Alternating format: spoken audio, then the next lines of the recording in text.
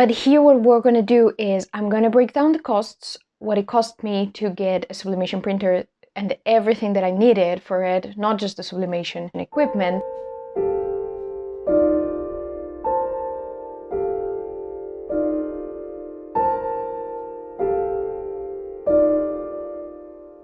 Hello everyone, welcome back to the channel. If you're new here, my name is Patricia, I'm an artist and illustrator, and if you hear some squeaky things, it's my chair.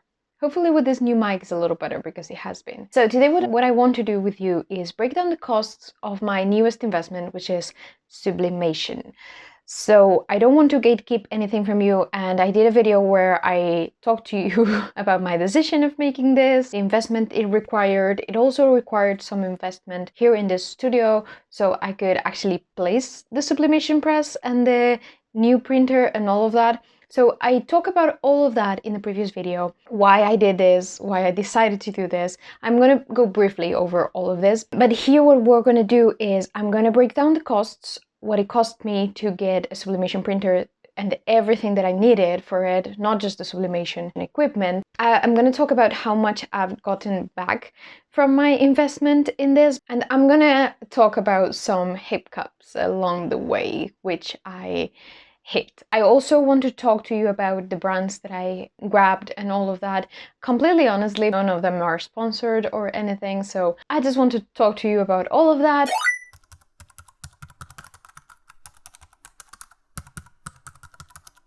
If you've been following the channel, I should have uploaded before this a video unboxing this and telling you a little bit about the changes that I'm doing around the studio. So you can see now behind me, there's a new desk. This is kind of opposite in a different position that my usual desk is in. I've made some changes around the studio, but I've shown you that on the previous video. I have my heat press now on. This is the big investment that I've just done. I haven't tried it yet because we're unboxing the printer now and I haven't got the goodies that I was supposed to get. I got this press like a couple of weeks ago from its own page. It's a Vevor 8-in-1. I don't know the exact model. I'm going to leave it around and I'm going to leave links down below.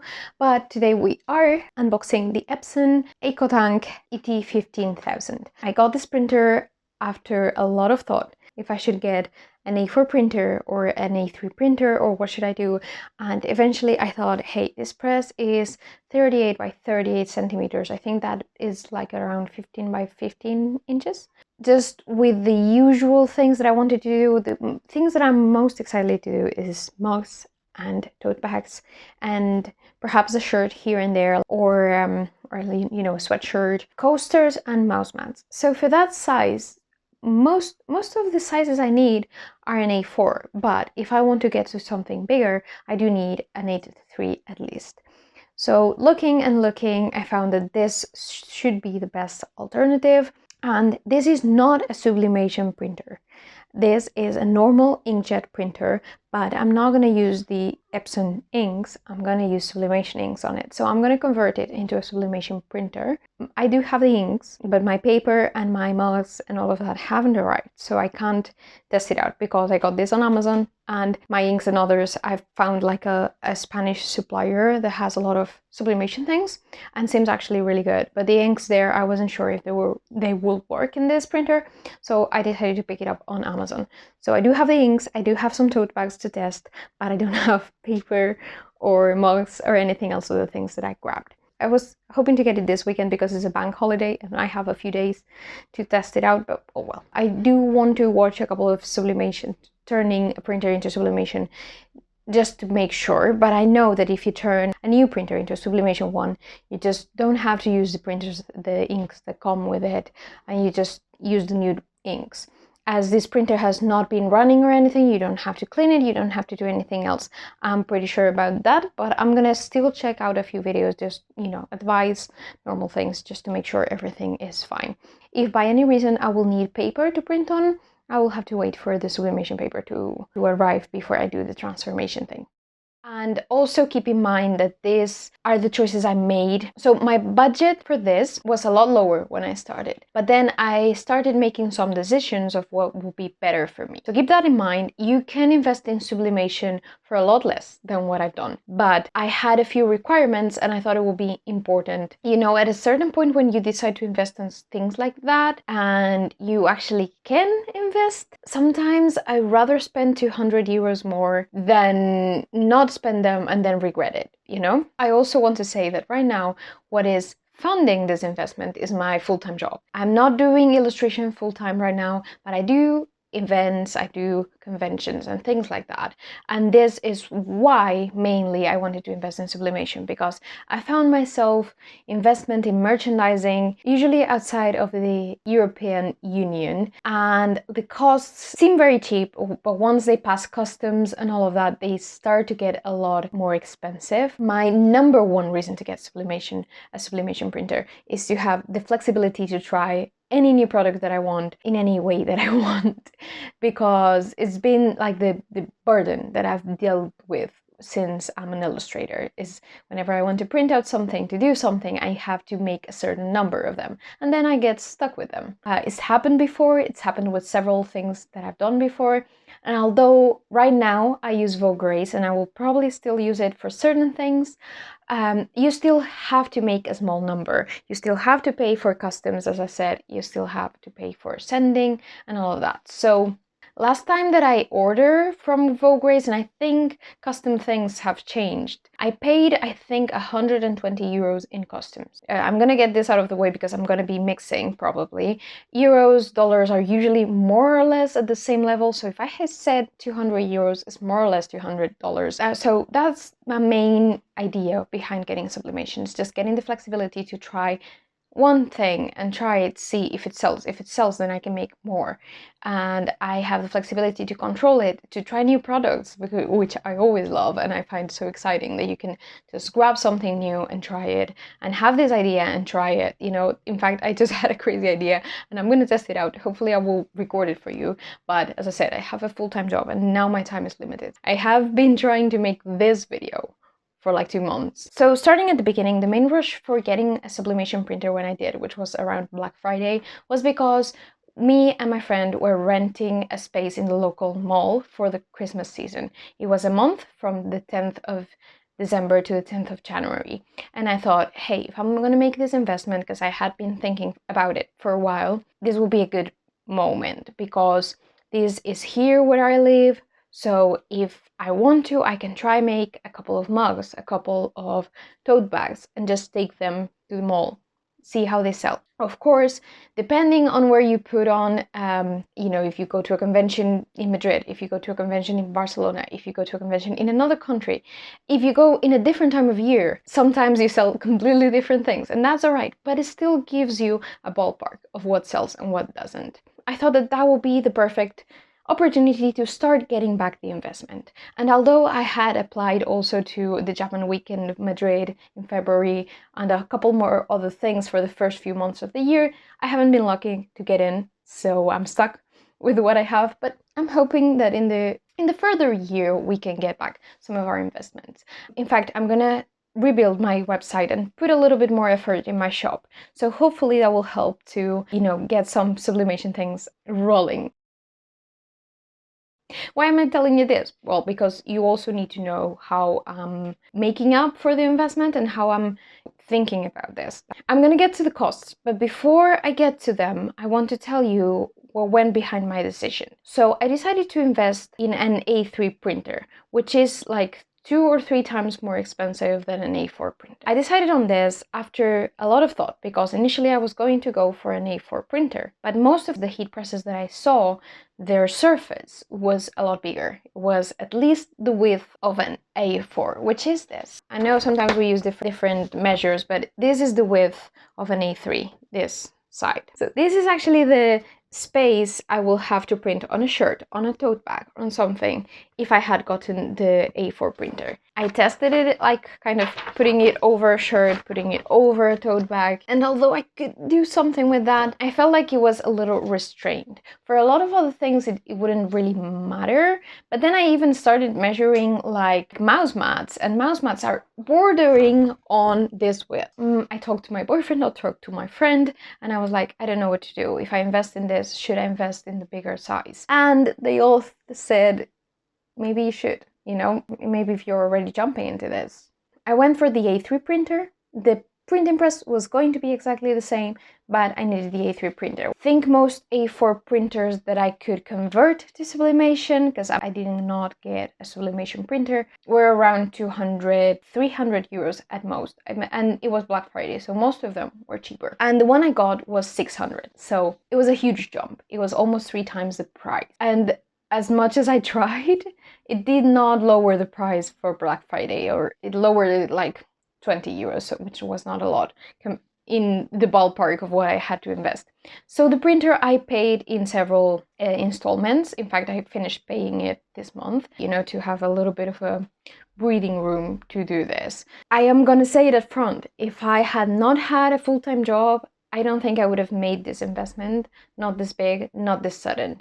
Maybe I would have invested in a part and then in another part after a few months. I don't know. I do think it's worth it because I sat down and I thought about it, and the good thing about sublimation is that if you break down the costs, once you break even of the initial investment, it is much cheaper than what it is to order online. Just the control that you have, the flexibility to try new products, all of that for me gives bonus points, but also you do get a lot more profit. If I'm giving you an example, for example, any place that I've tried to check to make mugs on is been for the quantities that I can order, because I can't order 50 mugs. I can't. At most, I might be able to order 10, 15 of each model. The price of mugs will be 8 euros, 6 euros a mug, and from what I see, people sell them around 12. 15 here in Spain. That means that I will make like 6 euros or a little bit more if I wanted to make them more expensive with a mug. Right now with a printing press, I calculated the costs and is around 2-3 euros to make each mug, and I can sell them for the same price, for 12.50. I can even sell it a little cheaper than I would if I had ordered them, because I do make a good profit out of it, a normal profit. Now the cost is like 3 times less than what it would be to order outside. And the same happens with most of the products. Some of the products are cheaper to produce. Most of them stay in the same ballpark. If you can find a good provider nearby that can provide you with sublimation stuff that is kind of in a good price, then great, because it's much more affordable. Okay, so now I want to break down the costs that I invested in this whole thing. I have a little agenda here that I use to keep track of it, and I'm going to tell you how much I spent, and then I'm going to tell you how much I've made up in this month that I was in the local mall with my little stand. But to be completely fair with you here, the sublimation items took a little longer to come, so I couldn't really test them up until like I was a week or so into this. It's true that the first week we didn't sell a lot because it was not the main Christmas season, but still, up until almost Christmas, I wasn't able to do any sublimation, and when I did, it was like little by little. I was able to do 2 mugs, 2 mouse mats, things like that. Every time I took mouse mats, I sold out. So I will be like doing 2 and taking them with me and selling them and taking them with me. So if I had had more mouse mats, perhaps, and a little earlier, and some more of other items, maybe I would have sold more. So I can't be sure, of course, but I'm just saying that. Still, I am quite happy for the size of the market, the size of the town that I live in, of what I made up just in sublimation. Breaking down the costs. The heat press was 265 euros. This is an 18-1 press. I'm going to leave you the model out here that I bought. It's a Vevor press. I don't know how do you say it. It was an 18-1, which means I could press like plain things as a normal press will do, and then I have accessories for like 3 or 4 types of mugs, plus a cup, and I think something else. Oh yeah, and plates and things like that. I'm not going to use the cup, I'm not going to use the plates, but I was interested in having several mug accessories. And you can get a press much cheaper, but without, you know, the extra things. I could have gone for that. I was really wanting to try to print mugs. So it was a very important thing for me, and that's why I invested a little bit more for this. Took in consideration the costs of getting a separate mug press, and I think it made sense. At least at the moment. I'm going to tell you what happened with that later. For the printer, I spent 618 euros. And as I said, I paid this in several times. Amazon lets you do that. That was a lot. That hurt. And I was also a little bit nervous of turning that into a sublimation printer and having any problems. But I didn't. It was super easy. And actually, I'm really happy with the results. But I'll get into that later. Then, other initial materials. What does this include? This includes that I had to buy a desk. That was almost 100 euros. So I needed to buy a very big desk. I found one of the cheapest on Amazon that had good reviews that looked sturdy enough. These other expenses also include the initial purchase of sublimation stuff, like I bought mugs, I bought mouse mats, I bought coasters, I bought some decorations for Christmas because I thought that will sell well. We only sold one. That was relatively cheap, but I also had to get sublimation paper, sublimation ink. I had to get some gloves and things to maneuver. At first I didn't get them, and then I noticed that it was better to just get them, especially for the mugs because they're very hot. So I got to get the gloves, also the tape that you tape around the sublimation stuff. So there's a lot of little things, and that added up to 300 euros. That, of course, was not like one-time purchase. It was like a desk here, a thing here, a thing here. But still, you know, it was more or less on the same time. So I basically spent all of this money in the ballpark of a month or so. So that in total makes like a... I have it separate here from different things, but basically that was around 1,100 euros. Phew, that's a lot of money. That's a lot of money for someone that doesn't make that much money with illustration. But I thought it was worth the investment because as soon as I kind of cover up this investment, I think most of it will be a good benefit. Now, we also have to take into account that these things will probably last a bunch of years, that the stock that I've made right now, for example, I haven't sold all of it. Because, for example, I have no more mouse mats, but I have like 3-4 left that I will sell. I have coasters made that I will sell eventually, and I have mugs made that I will sell eventually as soon as I can go to a Japan weekend or some sort of convention here. So with what I sold so far, which to put you in context has been like 5 mouse mats, 5 mugs, like 3, sorry, I'm trying to translate, coasters, 1 of the decorations, and 2 tote bags. Some of these things are for the shop, so we divide up the costs. So I did not get full price for that. I got half for some of the things. With that, I got 130 euros. Which is not a lot if you think about it, but if you take into account the quantities that I gave you, which is not over like, what, 15 items? It's really good. And this is what I mean. You make up a lot more of your money back with 15 items of this than I do with stickers or other things that of course are much cheaper, but is a lot harder to make up the investment.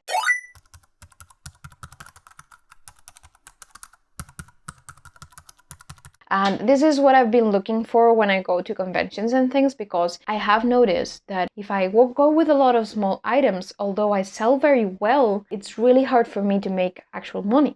Because if you add 1-2 euros every time, even if you have 100 sales, that's just 100 euros, and that doesn't make up for the cost of most stables here in Spain, even in small local fairs. So this is kind of what I've been looking for. Having other items, apart from giving you variety, it gives you a little bit more. Like if you sell 5 stickers but also sell a mug, you know, you already made 20 euros. So I don't know what you think about these quantities. I don't know if it seems too much to you or not, but I also want to finish this video up with a bit of my thoughts, especially on the press. I have a little bit of a warning for you. Okay, so before I finish with the conclusions of what I think is worth it, or I think is not, am I happy with the return I've had so far, and all of that, I want to tell you a little bit of what happened to me with the press, because I think it's a little bit of a warning. So when I first found this Vevor press, I looked very carefully into it because sometimes I'm a little bit skeptical about buying from a page from a brand that I don't know and that I haven't heard of. After seeing a few reviews, I think I only found one review of my exact press with my exact parts, but I found other reviews of the presses and they actually look like the very same press, but some have more parts than others. So after a few reviews, I was happy with what I was seeing. They were mostly really brilliant reviews, like really happy with what the press could do, with the quality and the price and all of that. And the only thing I found is I found a couple of critiques about the page, the custom service of the page, and I was like, okay, you can never. I take these reviews sometimes with as a grain of salt, although I take them into account, because sometimes people can be really picky, and I didn't want to jump into conclusions. So I got my press. It was perfectly fine. I actually talked to them for them to get me my invoice. It was fine. I tested everything seemed fine. And then after using my mug press for a little bit, I had this piece that's like big. It's mostly for tumblers, or I've seen a lot of YouTubers make 2 mugs into that piece because they fit. The other pieces that I have, although I didn't notice initially, are for smaller mugs. I thought that I had an individual one that was just for 1 mug, but it's not for 12 ounces, which I think is the most standard size for mugs. It's for a little bit smaller, so it's a little stretcher. What happened here is after a few uses, I actually tested making mugs like 3 days, 3 mornings for like 10-15 minutes. Before I got the hang of it, I tested out with 1 mug. After a few bad attempts, I finally got the temperature right, I finally got the time right, and I finally got a bunch of mugs done. I was really happy, really impressed with the results. I was happy. Then the third time that I go use the mug press, I see these like weird things in the surface of the mug press, and I'm like, this doesn't look good. And as soon as I turn it on and look a little bit, like 2 minutes later, I see this surface like making bubbles.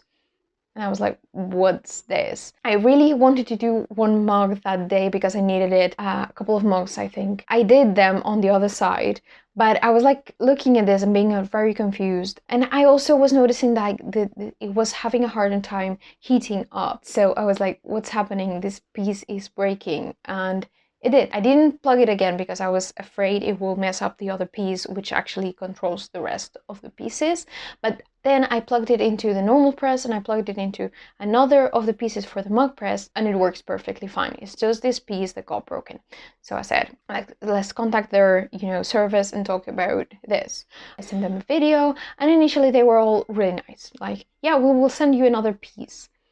But after a few weeks of me waiting, because they said, okay, we're going to send this order, we're sending the piece, they kept giving me updates, so everything was fine. It does look like a Chinese company, and when you talk to them, they're English or Spanish. I tried to write them in English so it was easier. It was a little bit like chunky. You could tell that sometimes they either miss things or they're using a translator, I'm not sure. Okay, it was fine for a while. Like, they communicated with me, they kept me updated, they were sending me a new piece. After a couple of weeks of waiting, they just said, oh, sorry, we're not producing this piece anymore. We lost the one that we were sending you and we can't give you the piece. So we're offering you 25 euros. What? What are you talking about? So I insisted and I said, hey, I don't mind waiting, because by that time I was already done with the market and I knew I did not have anything coming up for like a month or 2. So I was like, hey, I'm alright with waiting. Can we wait for the piece? And they insisted that no, we couldn't wait. And eventually I got a little mad. And all polite, because I hate to be that person, but all polite, I asked them to fully refund me the press and I will just get a new one, because they still had my same press with the same piece on stock. And I thought, well, I could always, either you refund me and get me a new one and I send this one back, or we refund me and I buy another one if I want to. They didn't want to refund me. They kind of skimmed over it, which I don't know if it's a translation issue or if they just not. And then they finally offered me 77 euros, which I was like, are you kidding me? Then I started thinking about value and about maybe I can't get anything else out of these people. I started doing some research, and a lot of people said that the Vevor presses are really good, but please buy them in Amazon because the customer support is much better, because Amazon will just send you a new one, which I know sometimes for the sellers is really bad, but sometimes for someone like me, which was like what is this happening? Really, they can't refund me, they can't give me a new piece. This is very odd. It will be a really good plus. So if you decide to buy a Vevo press, I have nothing against the Vevo press. I'm not sure if that piece was just malfunctioning, if I did something wrong. I've only used it 3 times, so I don't think I could have done something so wrong, because I didn't even put the temperature too high. It was a normal temperature recommended for mugs. I don't know. Still, like, maybe, yeah, you could have a piece with a defect, and that's completely fine. So I didn't insist anymore when they offered me the 77, and I just took a few days to think about it. I thought about the cost of the press, which I told you it was 265.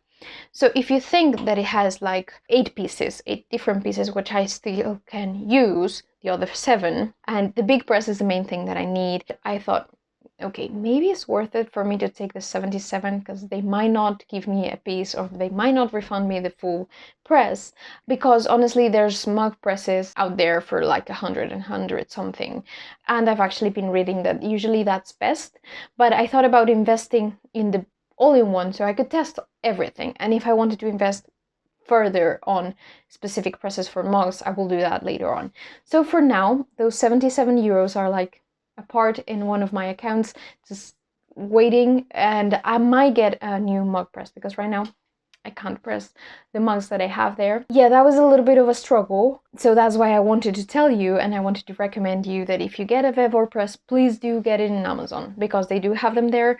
The price sometimes can be a little higher depending on the press that you're getting, but it's worth it, because make sure that Amazon is involved, and you will get your money back if you need to. Read a bunch of comments of them just having some sort of defect, and Amazon sent them another one without problem, and then the new one has lasted them years.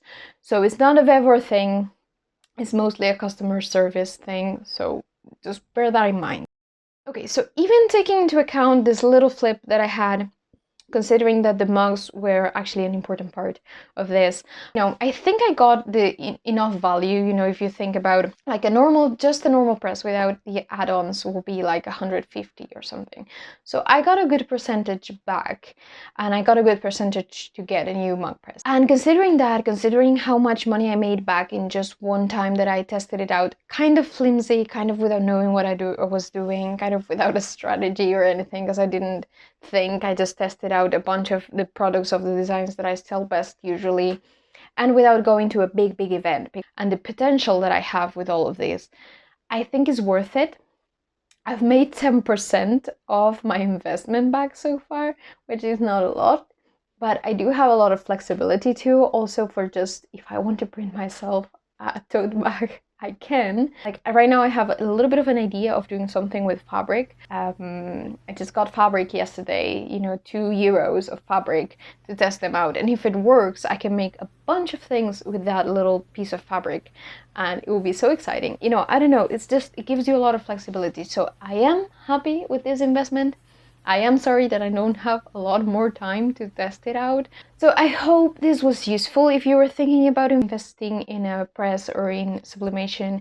I hope that the numbers helped a little bit. So that's it. That's my breakdown of my costs, of my little experience so far, and continue sharing my adventures with sublimation with you. I'm not an expert so far, but I'm quite happy that the learning curve wasn't so big as I wasn't expecting, and I've actually got some results with just a few mishaps. So, yay me. Thank you so much for watching. If you have any questions, feel free to leave them down below, and I'll see you on the next one. Bye!